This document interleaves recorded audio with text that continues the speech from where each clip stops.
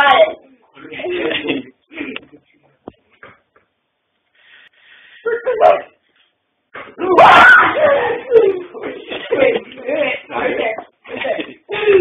Yo.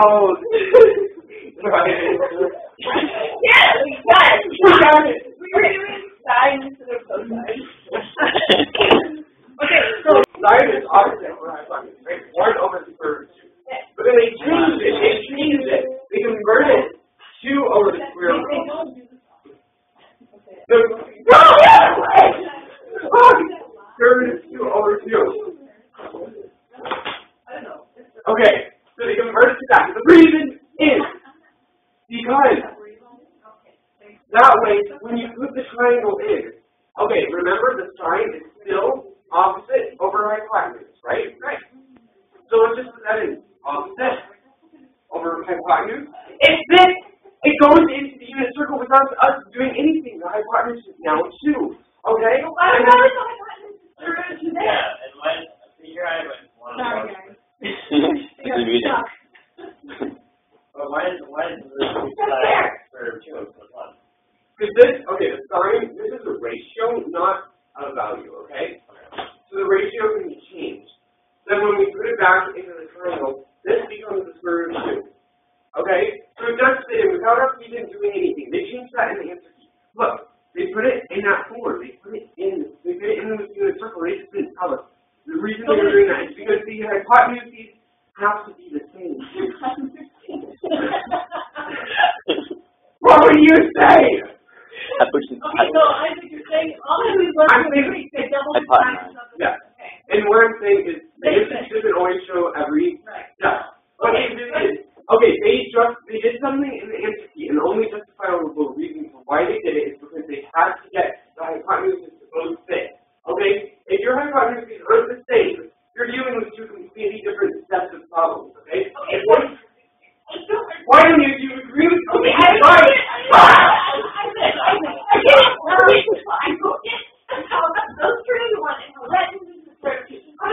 Why did you come by 2? Or no. I don't know how it works, but it works.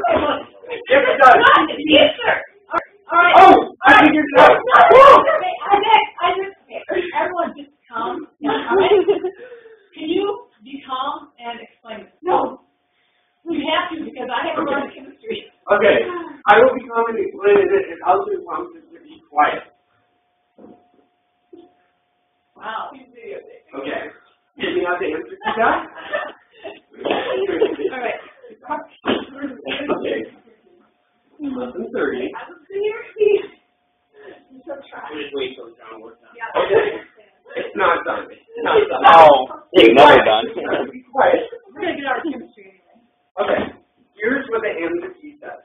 For problem B, we have to find sine of 60 and a sine of 30, but then we have to find the sine of 45.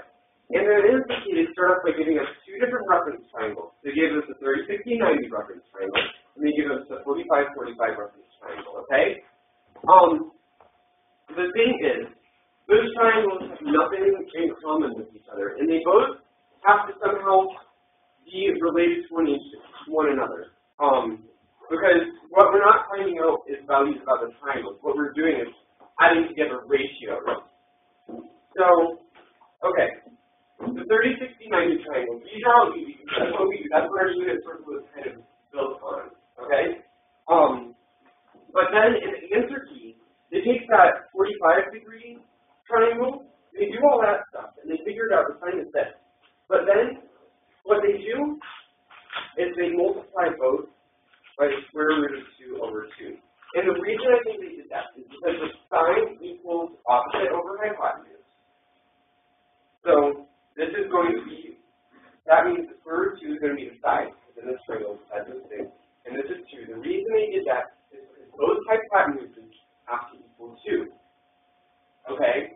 Because in all the other problems we've done previously, all of the problems have dealt with triangles, and all the reference triangles, their hypotenuses have been the same length.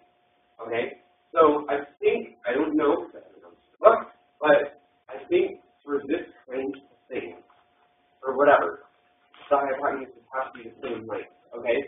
That's why, remember on the video, That's why she said, if you don't understand this unit circle, then you're going to get hung up on things like this. So Okay? she said, you don't understand it now, don't worry.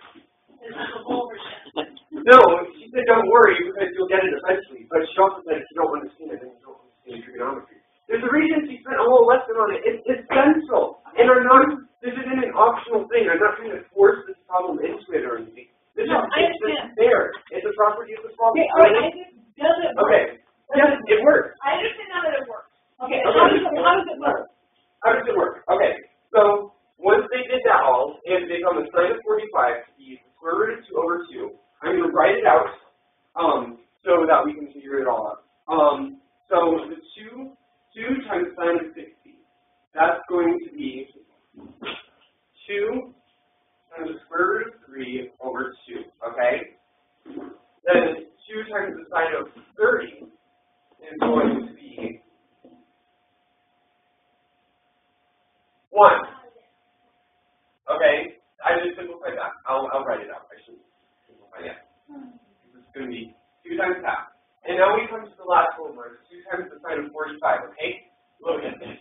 Look at this, okay? It's 2, and then it's the square root of 2 over 2, okay? They changed that because the denominator is all the same. Each of these denominators represents the length of the hypotenuse.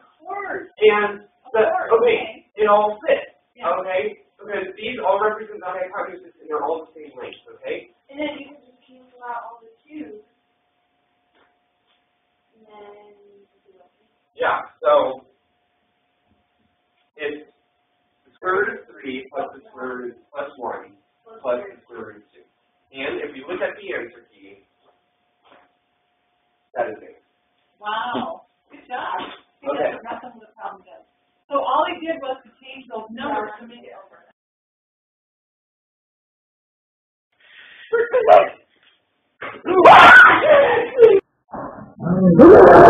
Wow!